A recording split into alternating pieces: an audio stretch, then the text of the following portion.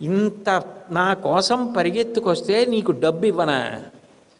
నీకు చిన్న చిన్న కోరికలా?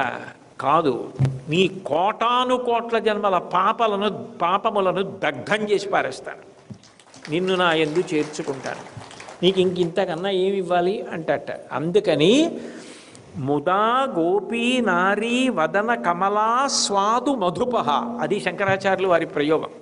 ముదా గోపీ నారీ, కృష్ణుణ్ణి చూచి అంత సంతోషపడిపోతున్న గోపికలు. నేను ఇందాక మీతో మనవి చేసేప్పుడు మగ ఆడడం లేదు, అందరూ గోపికలే.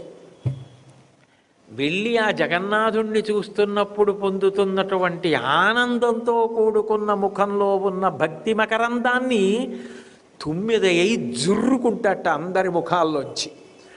జుర్రుకుని, దీనికి నేను నీకు ఏ ప్రత్యుపకారము చెయ్యగలను, ఇక మళ్ళీ నువ్వు ఇట్లా రావలసిన అవసరం లేకుండా నాలో కలుపుకుంటానంటట. అందుకని రాసలీలతో మొదలుపెట్టారు. రాసలీలలో ఏమైంది? జీవబ్రహ్మైక్య సిద్ధి. వాళ్ళందరూ కృష్ణుని ఎంతో ఐక్యం అవుతారు రాసలీలలో. బ్రహ్మానందానుభవ స్థితి అంటే అంతే, జీవబ్రహ్మైక్య సిద్ధి. అందుకే బ్రహ్మవిద్ బ్రహ్మైవ భవతి, ఆ బ్రహ్మము ఎరుకలోకి అనుభవంలోకి వస్తే ఆయన బ్రహ్మమైపోతున్నాడు అంటుంది శాస్త్రం. కాబట్టి కదాచిత్ కాళిందీ తట విపిన సంగీత కవరో ముదా గోపీ నారీ